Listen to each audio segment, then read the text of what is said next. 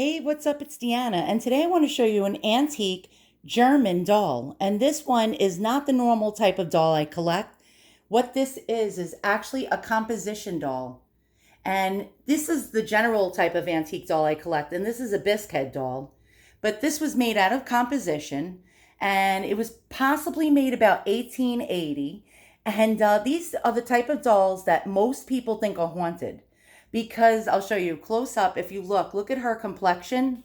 It frightens people. So a lot of people think dolls like these, if you see them in like these old Victorian houses, especially in these ghost hunter shows, they're generally sitting in old rocking chairs, and immediately they'll shout, "Oh my God, the doll is haunted! It's watching me. Its eyes moved." But it's really not that. It just looks creepy because the complexion looks so real and so pasty and chalky that it looks like a dead person in a way.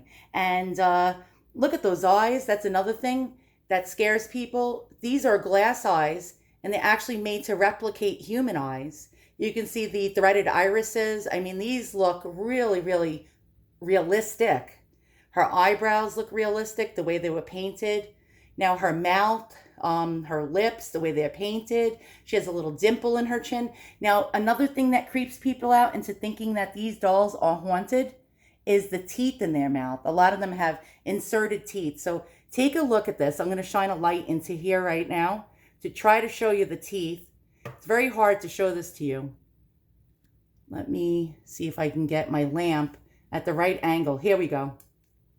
You see the teeth? That is creepy, right, guys? So you see what freaks most people out, immediately thinking these dolls are not innocent. And especially like if you saw this sitting in a corner somewhere and you were feeling creepy as it was, especially if you were in an old, like 1800s house and you were like walking around and it's dark in there and this was sitting in a rocking chair, immediately thoughts like would pop through your head that were a little too creative, if you know what I mean. So this doll was possibly made by a German company by the name of Schilling, and Schilling made a lot of composition dolls. Now, composition, how it was made was actually a bunch of like, almost like plaster of Paris or plaster mixed with sawdust and pulverized wood. And then it was created into a paste, and then they molded it into doll parts. And that's how it was made. Now, these dolls, when they first came out, were considered, it was like almost like unbreakable dolls, so they could be thrown around and the head wouldn't be broken, because that was a problem with a lot of the bisque dolls. So they made these dolls as, they called them like patent unbreakable dolls or patent washable dolls.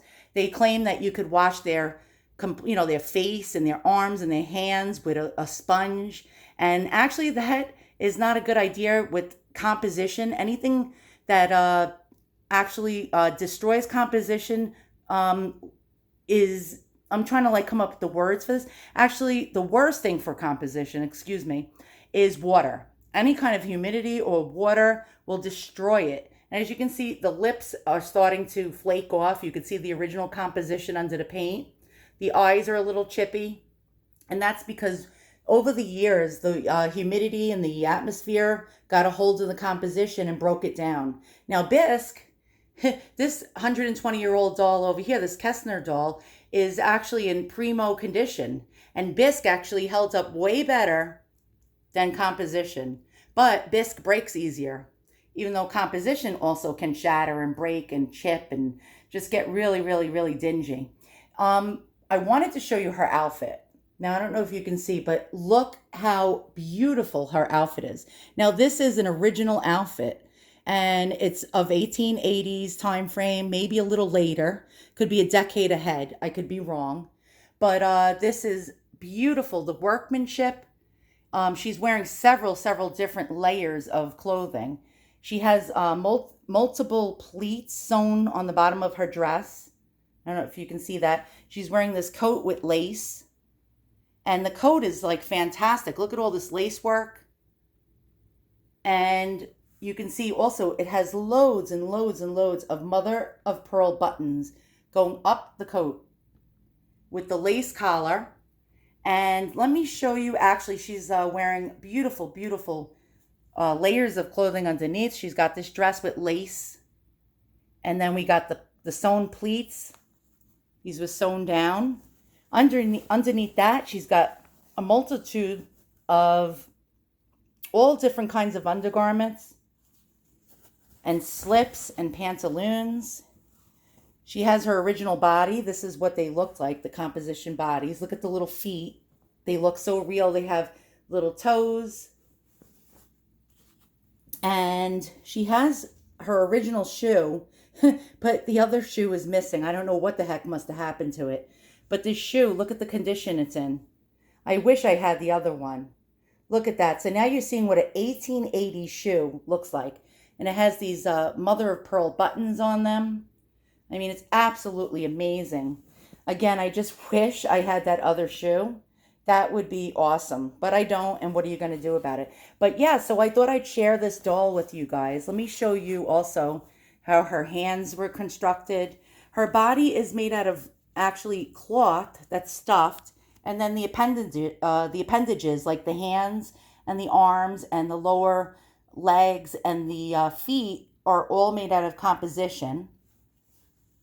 And again, we have, she's wearing an original mohair wig. I know it's a little ratty looking, but she's wearing her original mohair wig. And this doll is as actually original as you can get with these old antique bisque and composition style dolls. You don't generally see their original clothes. They go missing over the years. People replace them and you just do not see them. So this is really an amazing, amazing doll in itself that you can see she's frozen in time. Frozen in time with the clothing and the hair and the way little children and people looked back then. It's almost like a step back into a time machine. You're going into a time capsule to see the way things used to be. And that in itself is just absolutely remarkable and amazing. So I was so glad I got to share her with you. And so if you like what you see, hit the thumbs up. If you haven't already subscribed, hit the subscribe button. And if you subscribe today, hit the bell button and choose the all notifications. Anytime I make a new video, you'll see it uploaded in your notifications. And I do a lot of videos showing you antiques, anything from the Victorian era, dolls, toys, glass, you name it. So thanks for stopping by, and I'll see you all soon. Bye for now.